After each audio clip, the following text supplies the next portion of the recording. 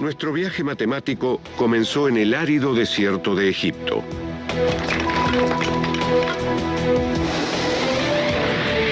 Luego vimos un resurgir con un nuevo espíritu en Grecia, en donde se destacaron la lógica y los argumentos definidos.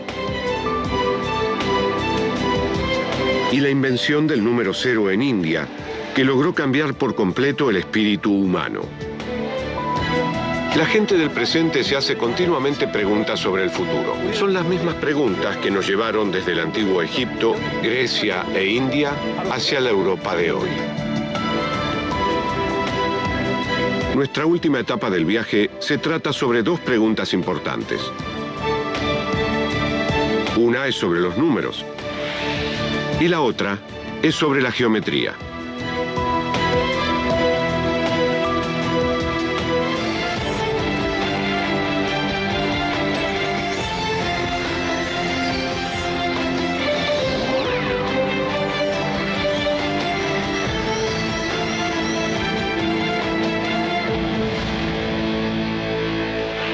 Las matemáticas y el origen de la civilización.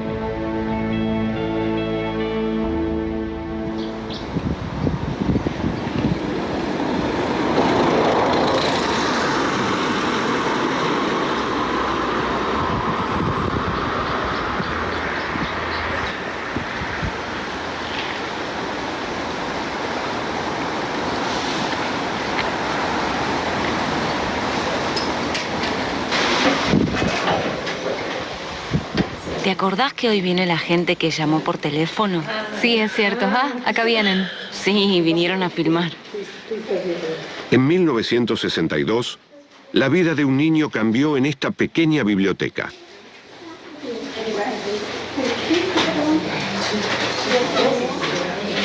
Iba camino a su casa desde la escuela.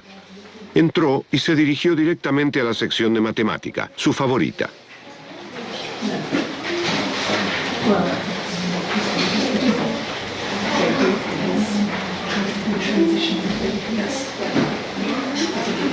Mientras examinaba minuciosamente los títulos, se encontró con este libro.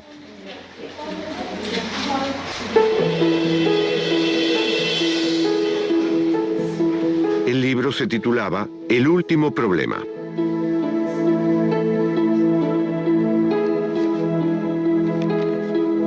El libro solo tenía un problema, que fue lo suficientemente fácil para que este chico de 10 años lo resolviera. Estaba asombrado por el hecho de que nadie había podido resolverlo durante 3 siglos.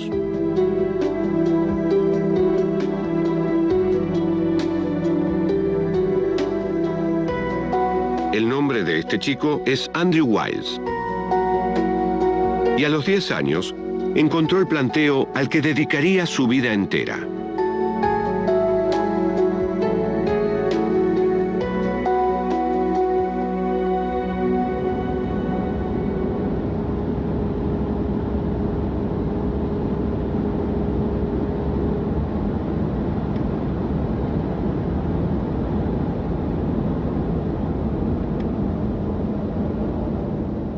Generalmente lleva unos minutos resolver la mayoría de los problemas que se encuentran en los libros de matemática, pero resolver algunos lleva siglos. El dolor de cabeza que nos generan es lo que los hace tan cautivantes. El desafío matemático que logró resolver ese pequeño británico había sido lanzado por un matemático francés 3 siglos y medio antes.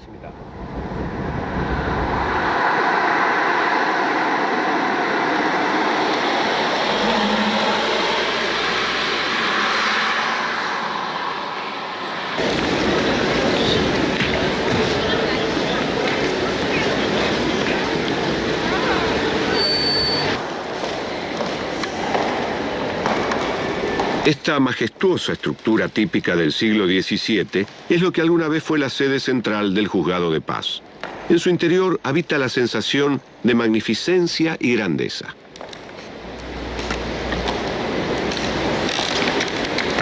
Justo ahí, él es quien lanzó el desafío.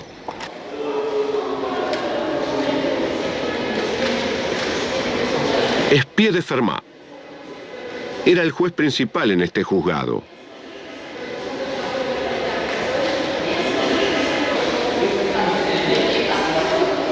Pero lo que lo hizo famoso no fue su profesión, sino su pasatiempo.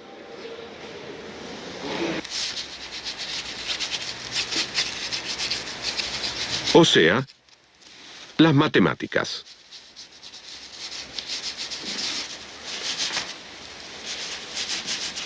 Actualmente, podemos enviar cohetes a la Luna gracias a él.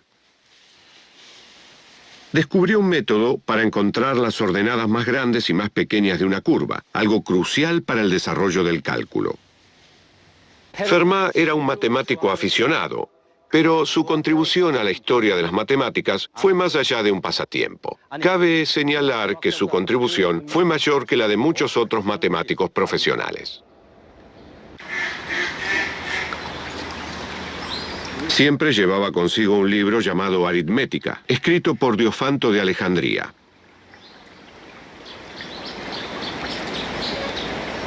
Cuando estaba libre de obligaciones legales, resolvía problemas relacionados con el teorema de Pitágoras o con números sobre triángulos. En ocasiones creaba sus propios problemas matemáticos. Era un aficionado que dejó sus pensamientos matemáticos dispersos en diferentes notas en vez de un libro. El problema principal de su desafío fue una de ellas.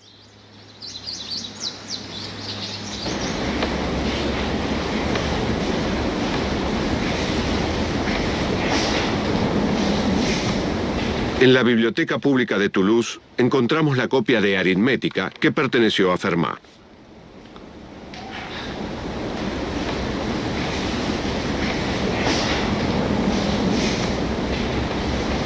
Acá podemos ver su firma.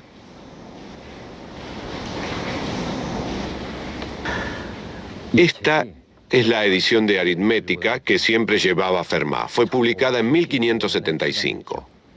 Fermat dejó un mensaje como este en el margen del problema número 8 del capítulo 2. Era un problema relacionado con el teorema de Pitágoras.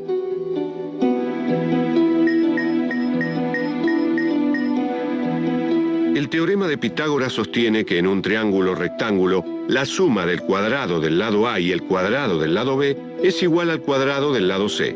Muchos grupos de números enteros satisfacen esta fórmula.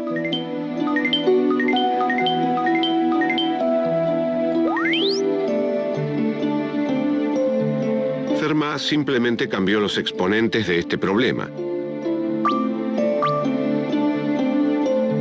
¿Qué números enteros podían satisfacer esta fórmula? Fermat dijo que ninguno mayor que 2. Con cualquier exponente igual o mayor a 3, llegaríamos a la misma conclusión.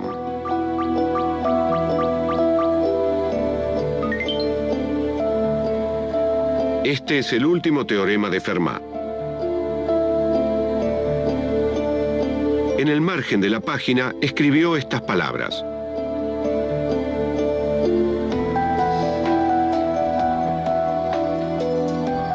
Resolví este teorema de un modo sorprendente. Pero este margen es muy pequeño para una explicación.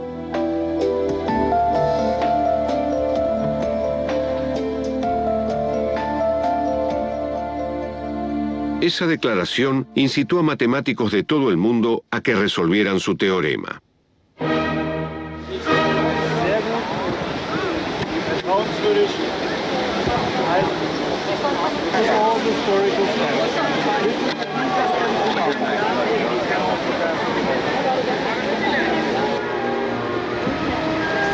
El primer aspirante fue de la época de Beethoven. Tal como Beethoven perdió el oído, este matemático perdió la vista. Pero al igual que la sordera de Beethoven, no detuvo sus composiciones. La ceguera no fue un obstáculo para estudiar matemática. Su nombre era Leonhard Euler. Durante los 7 años posteriores a perder la vista, continuó sus estudios. En ese periodo, dejó muchos logros en el campo de la matemática.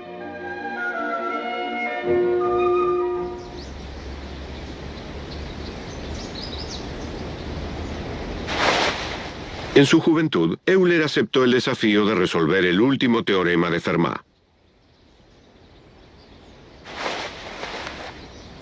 Dado que su demostración debería aplicar para los exponentes usando cualquier número entero posible, tenía muchas ecuaciones por delante.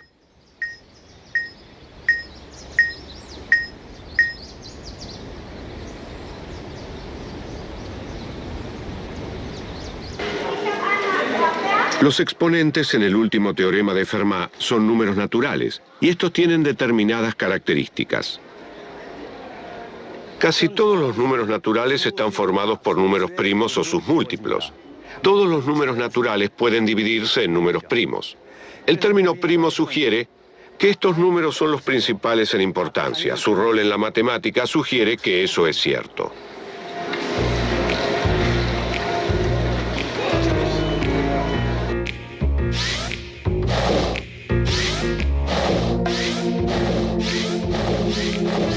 A excepción del número 1, todos los números naturales pueden dividirse en números primos o sus múltiplos.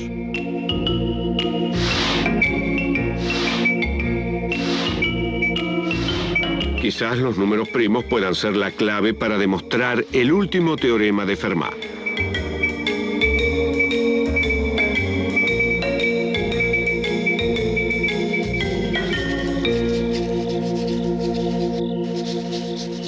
Un siglo antes de que Fermat fijara este desafío, ya había surgido una posible solución.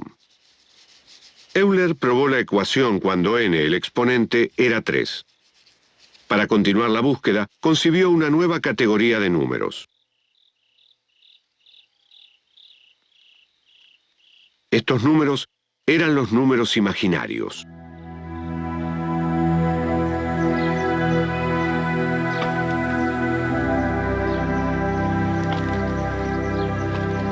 Los números imaginarios eran muy difíciles de entender con el sistema numérico existente. Por eso, en sus comienzos, fueron llamados imaginarios. Para comprender los números imaginarios, se necesitaba una nueva perspectiva. Pensemos en una persona que posee una parcela de tierra que tiene un área de 1600, pero pierde un área de 3200 a causa de una deuda. El área restante es de menos 1600. ¿Cómo calcularíamos un lado de esta parcela? Decididamente no es 40. Pero tampoco es menos 40. Un número que produce un número negativo cuando se lo multiplica al cuadrado es un número imaginario.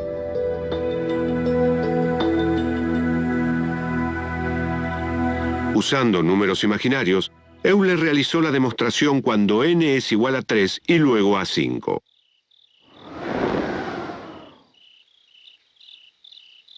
Pero eso no funcionó. Su demostración era válida para algunos números, pero fallaba cuando intentaba aplicarla a todos los números enteros. Euler había abierto una ventana para intentar solucionar el problema, pero no fue capaz de completar la tarea. El hecho de que un matemático tan reconocido como Euler no pudiese lograrlo sorprendió a muchos matemáticos.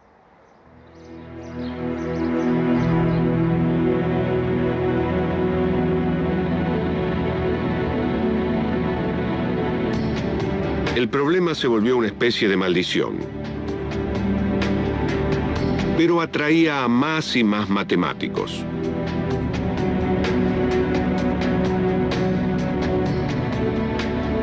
Este fue el último problema sin resolver que nos dejó Fermat.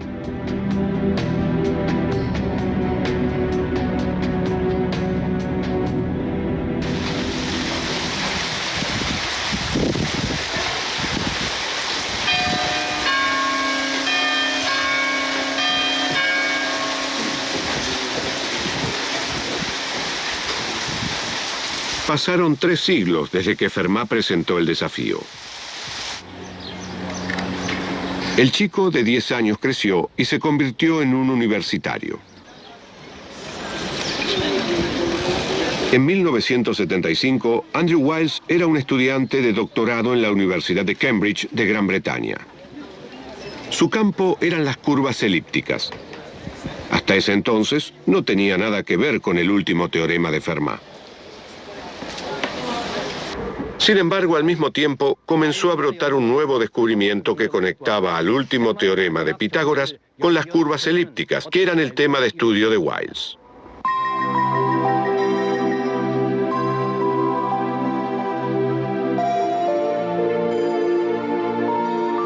La ecuación para curvas elípticas es única.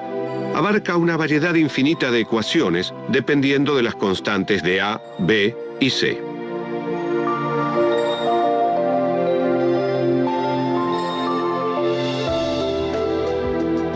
Mientras tanto, los matemáticos japoneses Yutaka Taniyama y Goro Shimura presentaron una idea muy audaz en el Congreso Internacional de Matemáticos realizado en Tokio en 1955. Sostenía que todas las ecuaciones elípticas se transforman en formas modulares.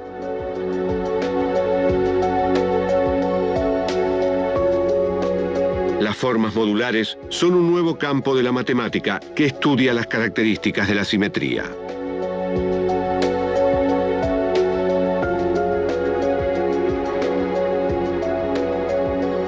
La conclusión de Shimura dio lugar a un gran avance en el último teorema de Fermat, el mismo que se creía imposible de resolver.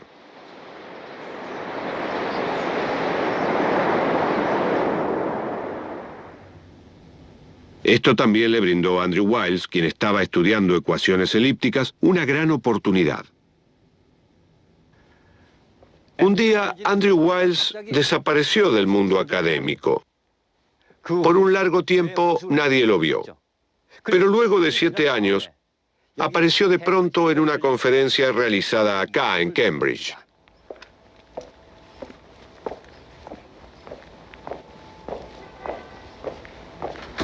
El Centro de Investigación dentro de la Universidad de Cambridge es un centro de investigación de matemáticas reconocido mundialmente.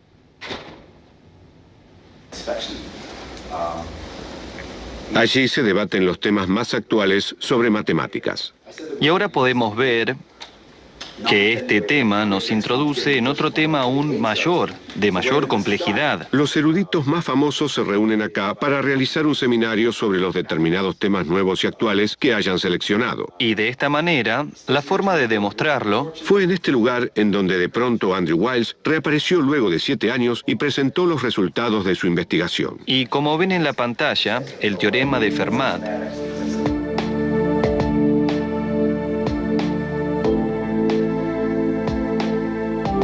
Una gran cantidad de personas llenó los asientos de este auditorio para ser testigos de un momento histórico. Pero solo una cuarta parte del público fue capaz de comprender las complejas fórmulas matemáticas que cubrían el pizarrón. Nos preguntamos cómo hizo para resolver el más difícil de los problemas.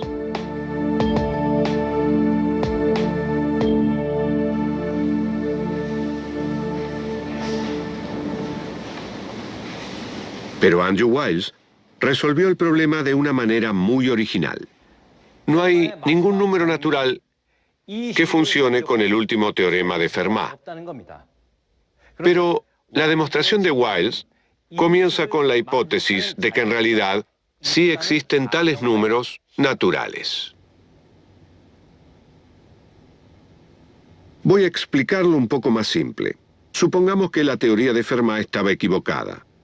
En ese caso, obtendríamos una ecuación similar a esta. Si la transformamos un poco, llegamos a una ecuación elíptica. El último teorema de Fermat se convirtió en una ecuación elíptica. Y todas las ecuaciones elípticas pueden transformarse en formas modulares. Esta teoría se conoce como la conjetura de Taniyama-Shimura. la ecuación se obtiene considerando que el último teorema de Fermat es erróneo, por lo que esta ecuación no existe. Si la conjetura es correcta, puede transformarse en formas modulares.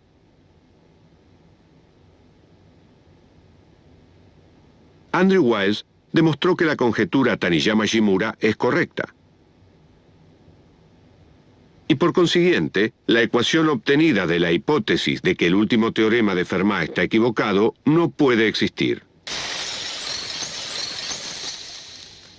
Entonces eso significa que el último teorema de Fermat es válido. Andrew Wiles terminó su conferencia histórica y apoyó la tiza. Luego dijo con cierto alivio: creo que debo detenerme acá.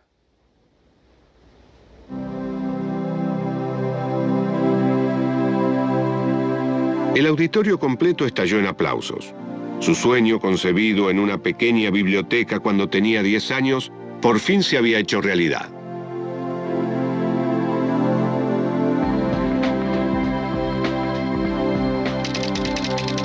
Al día siguiente, su histórica conferencia salió en la primera plana de los diarios.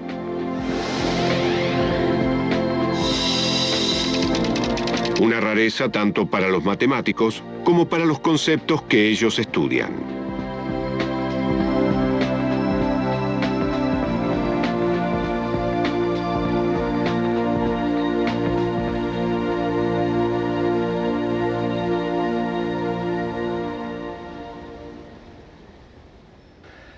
Un problema de 3 siglos y medio que tuvo muchos aspirantes. Su fracaso solo llevaron a más frustración, lo que impulsó más avances en las matemáticas y ayudó a desarrollar el terreno. Pero ahora es momento de presentar el segundo problema. Tiene que ver con el espacio y el universo en el que vivimos.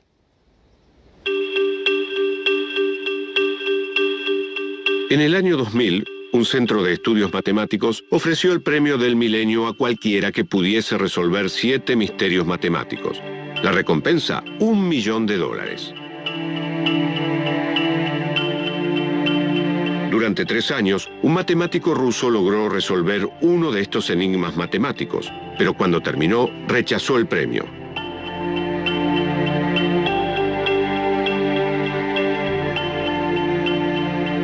Su nombre era Grigori Perelman. Cuando le preguntaron por qué había rechazado el premio, supuestamente respondió: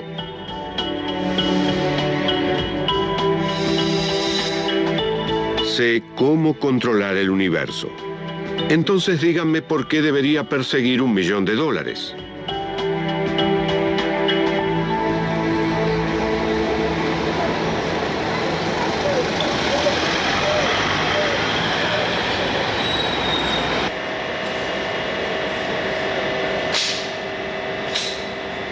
Este instituto lleva el nombre de un matemático del siglo XIX. Su nombre era Henri Poincaré. Él había planteado el problema que más tarde resolvió Perelman.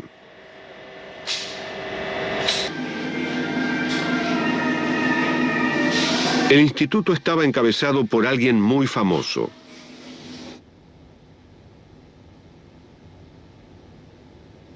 Un ganador de la medalla Fields, el premio Nobel de las matemáticas. Él mismo es un laureado de la medalla Fields en matemáticas. El problema planteado por Poincaré es lo suficientemente difícil para comprender y mucho más para resolver. Están a punto de escuchar el planteo. Deben concentrarse bien. Podemos preguntarnos si se podría llegar a transformar un universo tridimensional y finito que no tenga ningún agujero en él. ¿Qué? Un poco más claro, por favor. La cuestión es saber si se puede transformar una simple esfera tridimensional, como se supone que es el universo, finito, sin ningún agujero en ella. justamente tenemos que ver que tenemos 3 dimensiones. Este fue el planteo de la conjetura de Poincaré. Poincaré sostiene que la esfera Bien, tridimensional seguimos sin entender. es la única variedad compacta. Expliquémoslo con algunas imágenes. Círculo cerrado se puede transformar en un punto.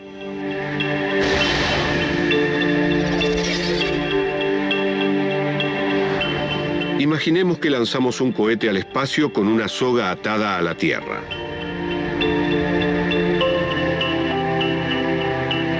Cuando su trayecto lo trae nuevamente a la Tierra, si se tira fuertemente de la soga y converge en el mismo punto, entonces se demuestra que el universo debe tener la forma de una esfera. Esto es lo que planteó Poincaré.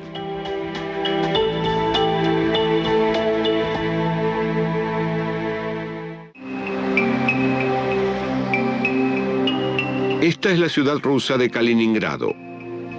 El río Pregolia corre en este antiguo lugar, una vez conocido como Königsberg. El río tiene 7 puentes que inspiraron a un ciudadano a crear un acertijo sobre ellos.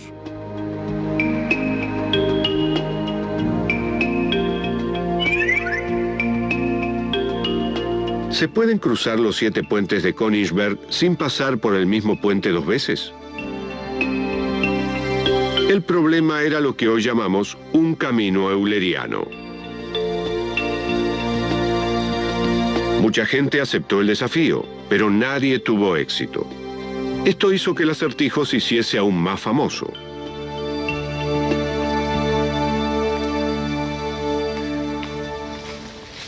Este hombre es Leonhard Euler, quien falló en demostrar el último teorema de Fermat.